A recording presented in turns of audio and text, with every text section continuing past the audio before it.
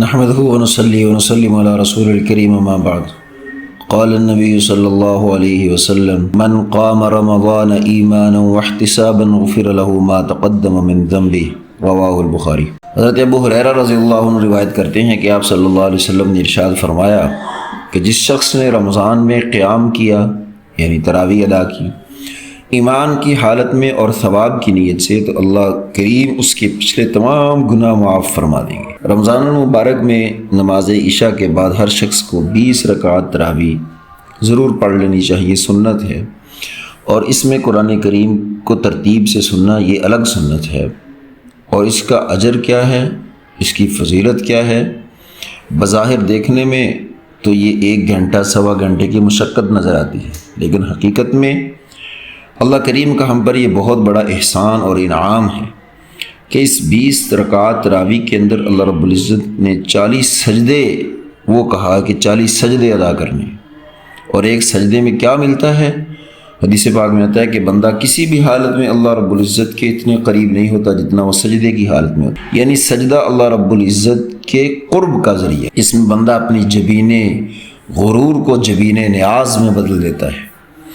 کاش یہی سوچ کر اگر ہم یہ سجدہ کریں کہ سجدے کے وقت بندہ براہ راست وہ اللہ رب العزت کے بالکل قریب ہو جاتا ہے، تو یہ جو سر ہم نے رکھا ہے یہ اصل میں قالین پر نہیں رکھا ہوتا، یہ فرش پر نہیں رکھا ہوتا، اس چٹائی پر نہیں رکھا ہوتا، بلکہ وہ عرش پر رکھا ہوتا۔ حضور اکرم صلی اللہ علیہ وسلم نے ارشاد فرمایا وَالسَّاجِدُ يَسْجُدُ عَلَىٰ قَدَمَيِ اللَّهِ، کہ سجدہ کرنے والا اللہ کے قدموں پر سجدہ کر رہا ہوتا، تو جس دم بندہ سجدہ کرتا ہے وہ فوراً اللہ تعالیٰ کے قدموں تک پہنچ چکا ہوتا ہے۔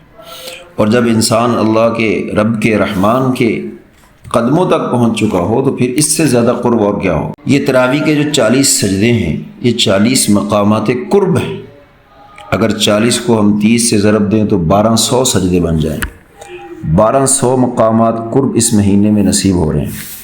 تراویح میں انسان کو 1200 مرتبہ اللہ رب العزت کے آگے جھکنا پڑتا ہے۔ اگر 5 وقت کی نماز ساتھ ملا لیں تو 96 سجدے اس کے ہو جاتے، تو اسی طرح اگر 96 کو ہم 30 سے ضرب دیں تو تراویح سمیت 4080 سجدے بن جاتے ہیں، نوافل اس سے ہٹ کر ہے۔ تو اللہ کا کتنا بڑا احسان ہے کہ اس مہینے میں ہمیں اتنے مقامات قرب طے کرنے کا موقع نصیب فرمایا۔ لہٰذا تراویح کی نماز اور رکعات کو کبھی بھی بوجھ نہیں سمجھنا چاہیے، بلکہ اللہ رب العزت کا احسان سمجھنا چاہیے۔ بلکہ وہ لوگ تو بہت ہی نواقف محروم ہیں جو تراویح کو بوجھ سمجھتے ہیں، محبوب سے ملاقات کو بوجھ سمجھتے ہیں۔